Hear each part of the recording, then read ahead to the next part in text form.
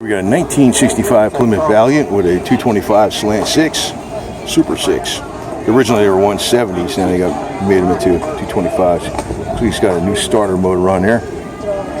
Single master cylinder, no power brakes. And it's a station wagon.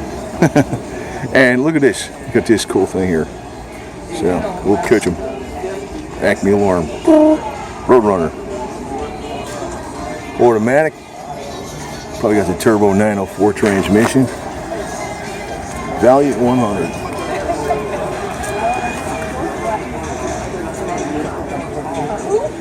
This was your SUV of the time. Everybody's, family, instead of buying SUVs, get station wagons. Right?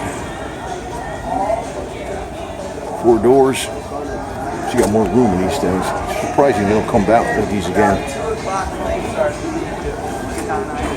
I guess too scared to make a change, go back. You notice the roof too, it's got all the ribs on there for more strength.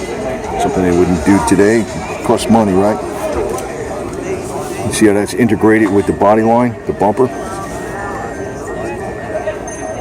Everything is like design, Attention to detail. Even just an economy car now, but still attention to detail. Now today, if they had this with all-wheel drive, they called it a station wagon SUV, it would sell. But they're scared. They're scared to make changes. They're scared. They only stick with what they've been making money on. They don't try to present something new to people. They're afraid, right?